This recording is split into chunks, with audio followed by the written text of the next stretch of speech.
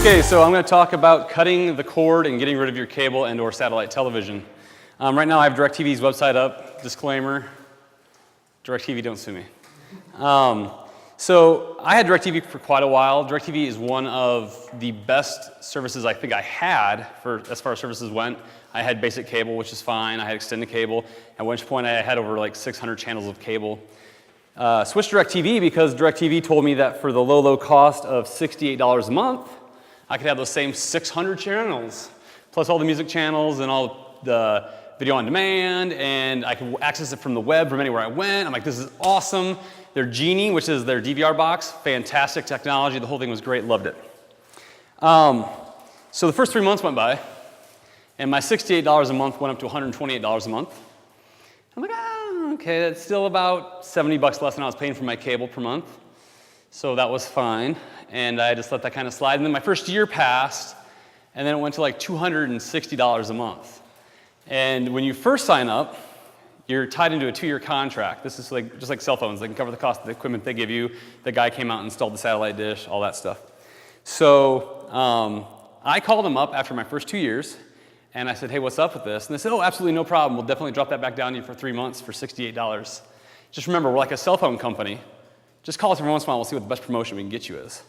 I said, can you just sign me up for the auto-renew my promotion? And the answer was, no, you need to call every single time, and just call once a month. We always have great deals going on. So I kind of put up with that for about 6 more months, and then John had cut his cable at that point, or had already done it for a while, and I'd been reading online about cutting the cord, so on and so forth. I wasn't going to go back to regular cable because DirecTV had, don't get me wrong, a ton of great functionality that I would lose going back to standard cable, at least in our area, that you can't get in bigger cities might have it, but not in our area. So I kept calling DirecTV, getting it lowered, and finally I'm like, this is ridiculous. The amount of money I'm paying for this, I could go out and buy all the hardware I need, and I figured out the cost of every online movie streaming service and realized I could pretty much just strip out everything and be half or less than half of what I'm paying per month.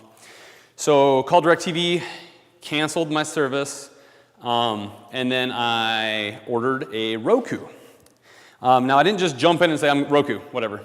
I did a lot of research. I looked at the Amazon Fire. I looked at Chromecast. I looked at Apple TV. I looked at all the different options there were. And after looking through everything I could, I settled on the Roku 3. There's different models of Roku as well. Now, that is 100% my personal opinion. You guys might like I know John likes some of the interfaces on the Amazon Fire better than, or the Fire Stick, whatever, better than I do. But specifically, I switched and got the Roku. Roku has a couple different players. I'll show them here. So the Roku stick, this is the Roku stick. It just pretty much looks like a USB thumb drive, but it's got an HDMI end on it. And then it's got a USB. So if your TV actually has USB, you should be able to plug this into your TV, plug it like this, and power the whole thing on the back of your TV. Otherwise, you can use a converter and plug it into the wall. Then you have the Roku 1, the Roku 2, and the Roku 3. Physically looking at them, there's not much of a difference. It's the features that each one has. The Roku 3 is $100 and totally worth it for what you're going to get. So if you come down here, you can see the differences. They all have HDMI, obviously. They all have all the great stuff, 1080p. Dual band wireless, the Roku 1 does not have, but whatever, it doesn't really matter. More importantly for me, I just ran brand new wiring through my entire house. I ran Cat 6 through my entire house specifically because I wanted to be able to stream my on-demand stuff better. I wanted to be able to use my media server in my house, things along those lines. So I wanted one that had an actual plug-in Ethernet connector on the player so I didn't have to worry about Wi-Fi in my house because Wi-Fi can be kind of iffy in my house. So I specifically went for the 3 for that option because I believe it's the only one that actually has Ethernet. But more importantly, something I didn't realize I wanted at the time until I got it was on, so this is the Roku stick remote. This is the Roku 3 remote. They look pretty much the same. The stick is much thinner, but the Roku 3 has something that's amazing on it. It has volume control here. This is not for your TV. It's for a headphone jack in the side of your remote. So everyone else is in sleep. It comes with a great set of actual really good sounding earbuds. Put them in, plug it in the side. You can see control your volume and just listen to it wirelessly through this. If you put really powerful headphones in it, though, it will drain your batteries in your remote faster. So I suggest using the earbuds that they gave you with it. It's also got motion control, which isn't great in any sense, but there are some games like the Wii, hence the wrist strap on this one. I never bought any because that's not what I bought the Roku for. The Roku 3 also has a USB port on the side, so you can upload pictures, movies, files. You can use an external hard drive, plug this in, and there's an app for the Roku that you can install, which I'll get into. They call them channels, which can access all that media, and you can watch them directly off this, so you don't have to buy a media server. You can just have an external hard drive. For example, I have a Western Digital Passport 1 terabyte hard drive that's powered via USB, and you can just plug this in the side, and it works perfect. So that's the Roku. Just so you can see an example, this is the Amazon Fire Stick. It looks almost exactly like the Roku, and this is the Fire TV. And I don't know what the differences are. The one thing I can tell you is that if it's an app on one of these devices, it's pretty much an app on all the devices. The only time that's not true is that the Roku usually has more apps, just because it's been around longer and more people have developed for it. So the number one question I normally get is, let me switch to the Roku here.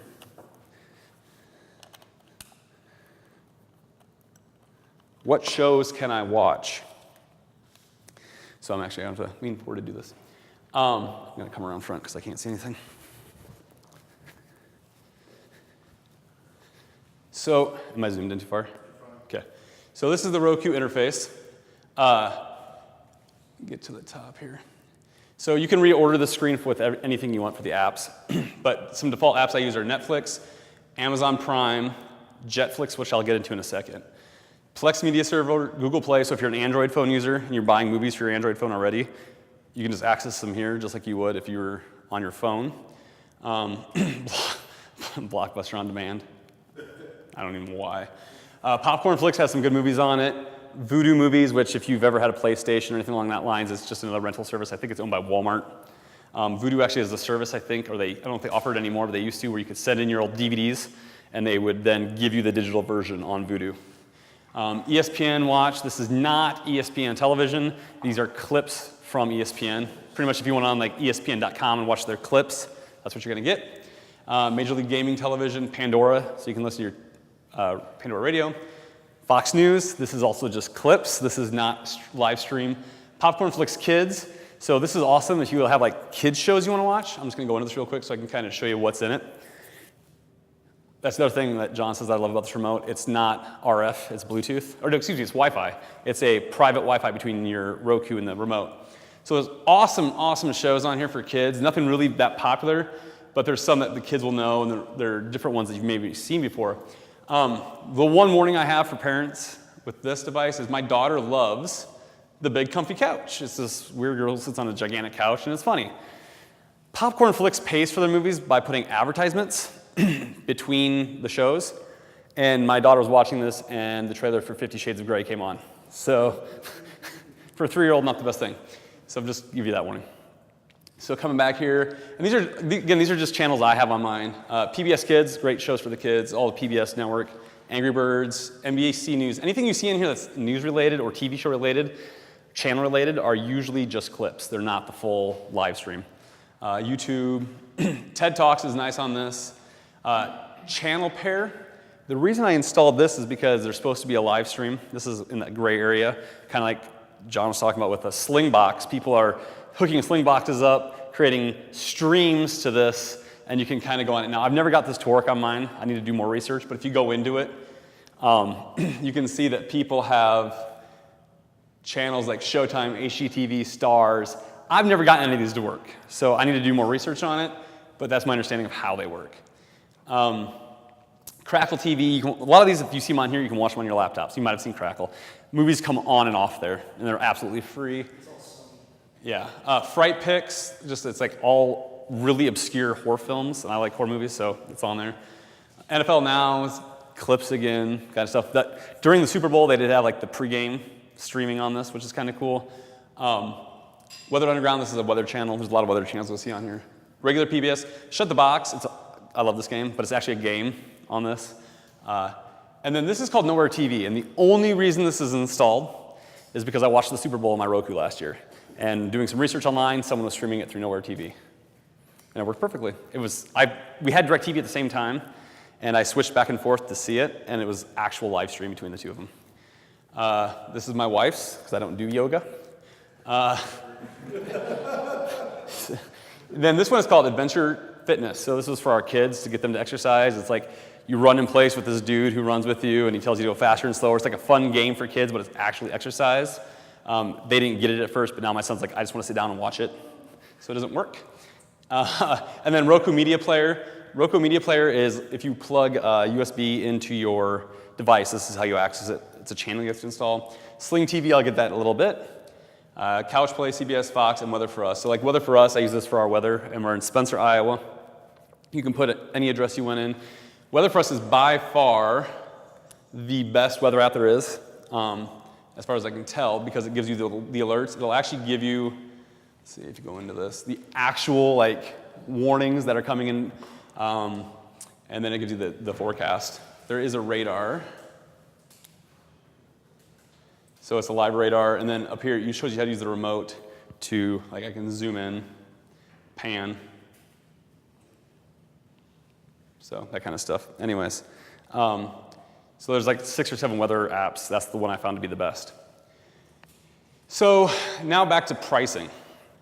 So when we first looked into this, like I told you, I was paying over $100 and some a month, and I asked my wife, I said, so what do you think an acceptable amount is for television, for as much TV as we actually watch? And at the same time, we also thought we watched too much TV. So she's like, if you could get it down to $60 a month, that'd be fantastic. So again, before I cut the cable, I called up DirecTV and I said, how do I get $60 a month from you? And this is what I want. And she's like, we can do $68. I'm like, okay, for 3 months, right? Yes. I'm like, can you set that for 12 years, or 12 months at a time? And I'll call back once a year. She's like, no, it'd be every 3 months, and we can't do it every 3 months. There'd be sometimes we can do it, and sometimes we can't do it. I'm like, okay, if you can get it for me for $60 right now, I'll continue to go with you, otherwise I'm canceling today. Sorry, I can't do it. I'm like, okay, cool, we're canceling. So we canceled. So I'm going to switch back over here again for a little bit. Did some research online. This may not work because this is John's laptop, so he's probably logged in. I might just log him out. So Netflix has a great TV. The biggest complaint people have with cutting the cable is not being able to see it when it's live, or standing around the water cooler talking about last night's episode. So you're always a season behind, and you go like, no, I don't want to hear it, I don't want to hear it. We lost internet. Anyways, so Netflix I think is $8.99 a month for their basic streaming service. So, what's that?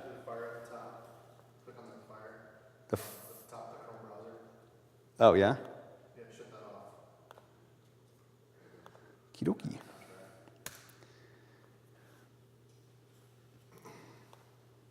Yeah, I don't know. There we go. There we go. Gotcha. Okay, so I'm going to sign out here real quick. Hope you remember your password.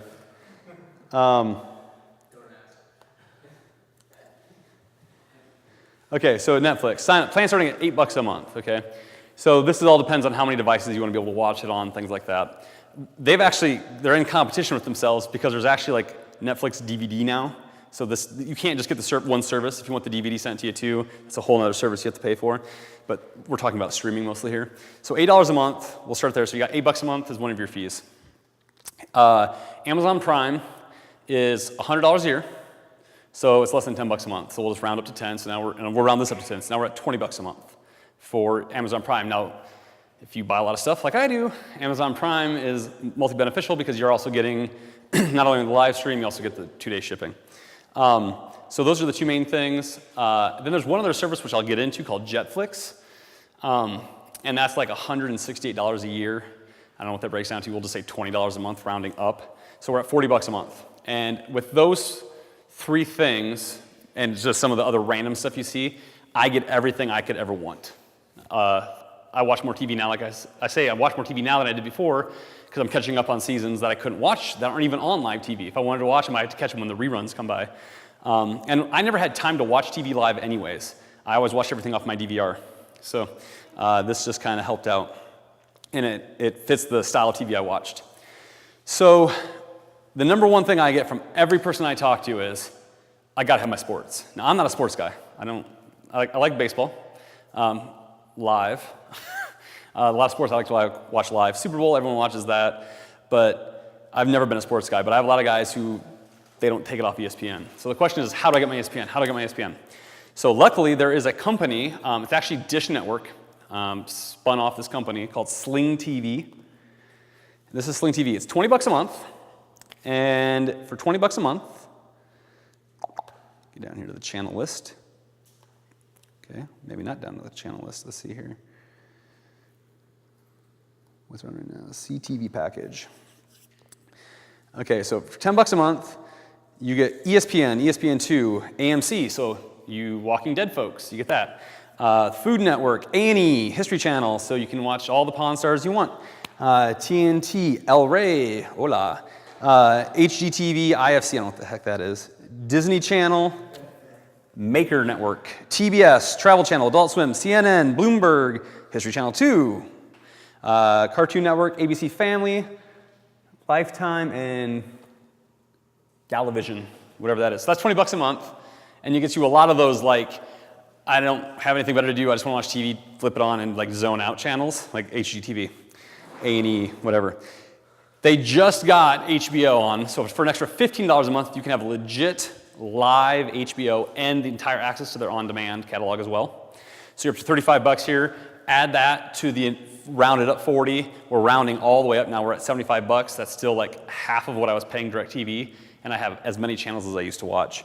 And then for you big-time sports fans, like the crazy out-of-the-box sports fans, you can come down here, and for $5 extra a month, you're going to get Universal Sports, ESPN University, SEC, ESPN, ESPN News, Bases Loaded, Buzz Beater, and Goal Line, which I know none of those are because I don't watch sports. And then if Bienvenidos Español, Habla Español, whatever, $5 more, you get the Spanish channels. And $5 more, you can get the kids like Disney Junior, and then there's a whole bunch of stuff you can keep adding for $5 that you actually care, if you care about any of these. Well, like Lifestyle Extra for Wii TV. So if your wives want television, it's Lifestyle Extra, $5 a month. Now the cool thing about this is if you have not started cutting the cable yet and you have to have ESPN, sign up for this. If you sign up for it, where is it at here? You can get, let's see here, where's all the devices? Either a free Fire TV stick or a $50 Amazon Fire TV. But more importantly, when I'm talking Roku, because that's what I like, you can get the Roku 3, which is what I have, for $50, which is half off the cost, or you can get the Roku stick that I showed you for absolutely free. So you don't have to buy the hardware to start cutting the cable. You can get it for free if you sign up for, I think it's a 3-month minimum commitment to this. So you're paying $60, you get all the television channels, plus you get the device for free. So you get started right away, and you can watch this live in your browser too. And this, again, this is live television. It's not on demand. If there's on demand, you can do it though. And you can pause a lot of it. The one caveat to that is you cannot pause ESPN. Currently, they do not allow you to pause it on Sling TV. I'm not a subscriber to Sling TV. I just did a ton of research on it because I was super excited about it. So that is pretty much my talk on the how to get started with streaming live television. I'm going to switch into the for educational purposes only part now. I absolutely am going to disclaim this. I'm not saying I do this. I'm not saying I know anyone that does this. I'm just saying this might be something you want to do. If you choose to do it, that's at your own risk. Check the legal laws in your country, state, and district. Okay. So this device I have in front of us is called a Drobo. This is 2 days old to me. I used to have a Hackintosh server at home that I built that ran Mac OS with Mac server on it for my house. But if you've ever had a Hackintosh, you understand that upkeep of a Hackintosh is a pain to continually update it. And I had it in RAID 1.0. Pretty much I had 4 2 terabyte drives. These 2 terabyte drives act like 1.4 gig, or 1.4 terabyte. These two acted like 1.4 terabyte, and then these two backed up to these two.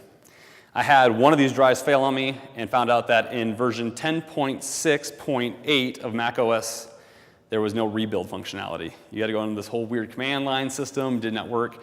So my only option was to pull all the drives out, put the 2 back that were still functioning, which formed a RAID 0, which made the 2 drives like 1 big drive, and then tell it to delete my RAID and hope to God it didn't delete the data off of it. Luckily it didn't. and that RAID 0 held. So Matt actually told me about Drobo he had, and this is a Drobo. It looks like a toaster. This is a NAS, network attached storage. So there's actually no monitor to it. You just plug it into your network, and there's an app you install on your computer. And I'll just take the front off. This is cool. This is actually completely toolless. On the bottom, there's a place for an mSATA card, so solid state drive is about yay big. I have a 128 gig card down there. That's for caching, so it caches all your files, so when you're streaming your media, it plays faster. But it's completely toolless, and to get your hard drives in, this is actually a magnetic front. And all your drives go on this. It holds up to 5 drives. And there's absolutely no trays for hard drives. You literally just, this is the empty one? Yeah. You pull this over. Make sure I'm doing the right one. Pull this over, and the drive will pop out, and you can just shove them in. They're completely hot swappable. You can just shove a new drive in. They don't have to be the same make. They don't have to be the same speed. They don't have to be the same size. You could have a terabyte, a 2 terabyte, a 6 terabyte. Just shove them all in there, and it'll make it work together. And with this current scenario I have, it's like a RAID 10. So pretty much these two bottom drives are acting like one big 4 terabyte hard drive. These are all 2 terabyte drives. Acting like one big 4 terabyte drive, and these two on top are redundancies of them. So I can lose up to 2 drives, and all my data is still safe. And I could just stick another drive down here, and I would have 3 drives full of storage. So I'd have 6 terabytes of total storage with 2 redundancies. And they say it's as easy as traffic lights, because you can see these 4 green lights. If they ever turn red, it means the drive's getting close to full. If they're flashing red, it means it's failed. And if it's yellow, it means I need to check something. I don't remember all of them, something along those lines. Anyways, so the reason I'm bringing this box up, I can legitimately say I own over 250 DVDs. You can come visit my house, I still have them all. And I don't like to hook up a DVD player to my house anymore, so I took the time to rip all of my DVDs down to my hard drive. So I can just stream those DVDs live off this hard drive to my box. And there's a server on here that you can install called Plex Media Server, and this is actually an app that's part of this Plex Media, the Drobo device. It's actually on here. It just installs right in the box. It does all the installation for you, and you configure it all via the web. So getting into that,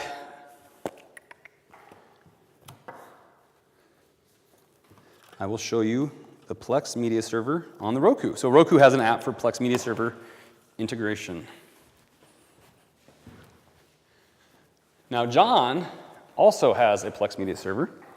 And for demonstration purposes only, because you're not supposed to share this, we've hooked it up so you can see it. So here's the Plex Media Server system.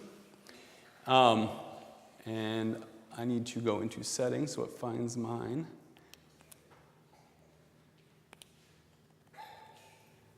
Drobo 5N. There it goes. So you can see movie section. This is John's. Music, photos, magic. Now you can see now it's saying Drobo 5N. That means it's my device it's seeing. And there's movies on here. Now these are trailers of movies that aren't even out yet. But you can also, it organizes by music, TV shows. So you can go into TV shows. And here's some trailers of some TV shows that are really great trailers. Anyways, so we can just watch these streaming right off here. Let me find one that is out on DVD. There we go. I think John owns this collection. All episodes. So season 1. Go in here and just hit play. Cat's in the bag. Play. Now this is going across the internet right now, so it's going to be a little bit slower. Oh, unavailable. Okay. Well, it's the network. Don't worry. But this is Plex Media Server, so this is how you can watch shows off this. But let's say you don't want to take the time to rip your own DVDs down, or you don't have a DVD collection like I do, and you have a TV show you really, really want to watch. There is an app for Roku, and they have what's called private apps. They're not, you can't, so if you want to install an app on Roku, I didn't even get into this, you go to the streaming channels. Excuse me, I think that's right. No, where's it at here? I don't know why I'm pointing at it.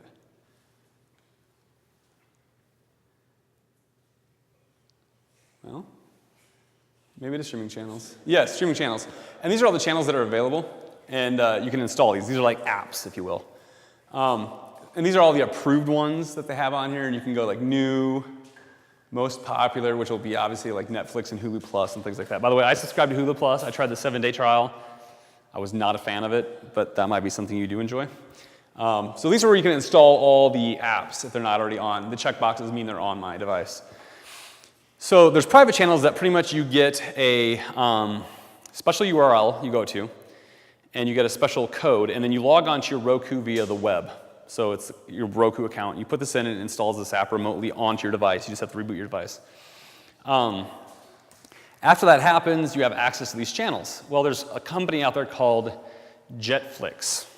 So if you look for Jetflix, you're not going to find it. They've done a really good job of hiding themselves. There's a Jetflix that's exactly like Redbox, that it's in airports. So you go to an airport, you rent a DVD, you hop on your plane, you watch your DVD, you get off to the next airport, you put your DVD away. That's Jetflix. This is Jetflix.mobi, Jetflix.mobi. There's not actually an app. There is for Android. I take that back. There is for Android. But it's a mobile website that has a lot of shows on it. So let me get out of here and I'll show you the app. So here's Jetflix. You go into Jetflix. Now Jetflix does cost money. And you have to, I think it's about like, I think I said somewhere around $160 a year for the service. The web page shows you all their shows. This, you can only see like the recent updates, recent additions. You can create a favorites list, which is what I did here. Now I share this with someone else. We split the cost. Hence, you're going to see a lot of TV shows I don't watch, like Airplane Repo. But for example, I'm a big fan of Arrow. So I can watch Arrow, season 3, which just finished, and stream this live, which I'm not going to do. And the legality of this is for you to decide. Obviously, if it's streaming live, it may not be completely legal there. But they're usually available about 1 hour after they're done airing on television.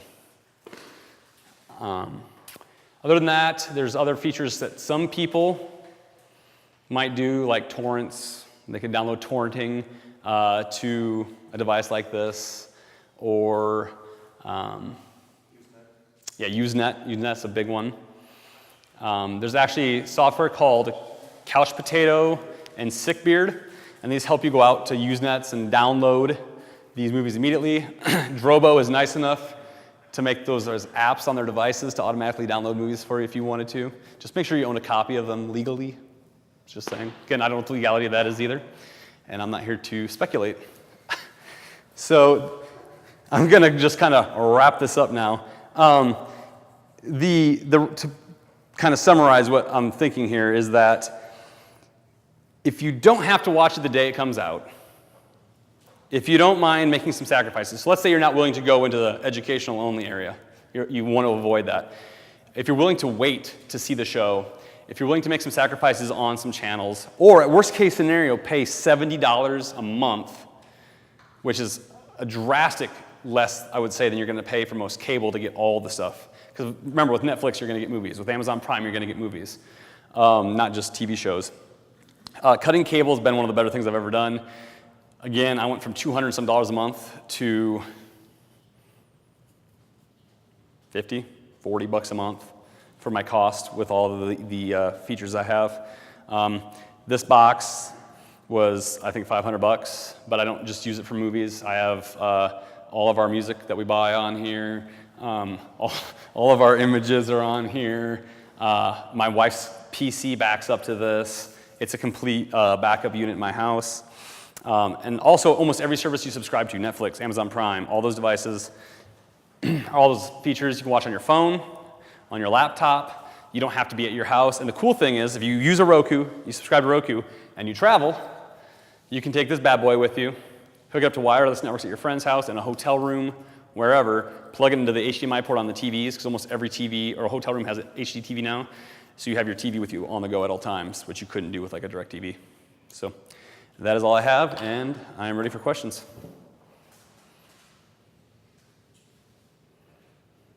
Yeah? In the example of Netflix, is it digital quality, or is somebody sitting a camera in front of the TV? They're 100% digital quality. It's like watching Netflix. With all the commercials, right? Yeah, all the commercials are cut. So I've heard. Do you, do they have like the logos of the TV stations they record them off of? That is a possibility that something like that might occur. It's mostly speculation. So, yeah, I understand. Yeah, but Hulu has that too. Yeah, Hulu actually has commercials. Oh, side note, just read, Netflix is testing commercials. But the good news about Netflix is, if you want Game of Thrones, if you want House of Cards, you gotta have Netflix, at least you did. I think they're gonna release it now. And Daredevil, which was actually a pretty good series, was on Netflix. Just saying, Netflix has some pretty good original content, so.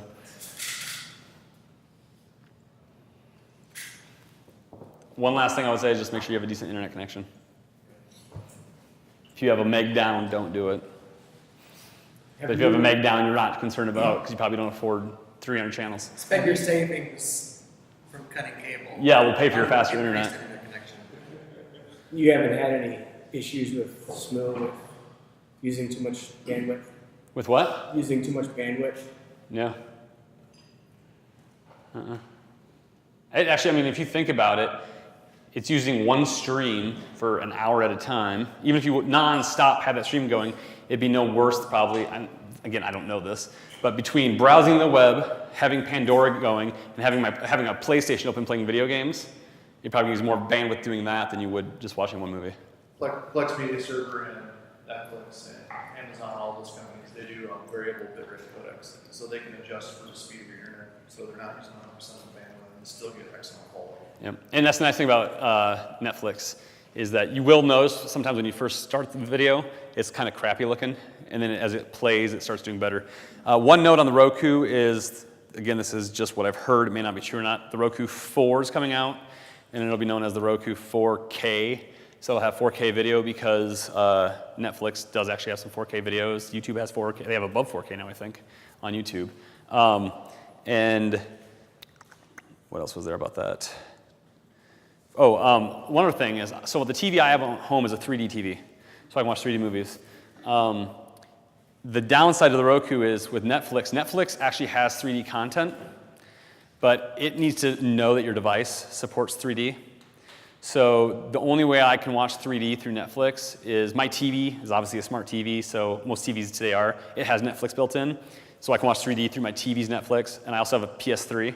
And PS3 is a 3D Blu-ray player, so Netflix knows that the app on the PlayStation is 3D compatible, so if I want to watch a 3D movie, I have to watch it either through my TV or through my PlayStation. And yeah, that's the other thing. You might not have to buy anything. You might have a device that supports everything. If you have an Xbox 360 or newer, or PlayStation 3 or newer, there's enough apps to at least support Amazon. I think Amazon Prime, I'm not sure. Amazon Prime will not be on PS3, because they made a big old deal with Walmart for Vudu. So they'd be on the front end shelf caps. My Samsung has Flex and Amazon and Netflix. Yep. Yeah, some TVs will just have it built right in like that. So.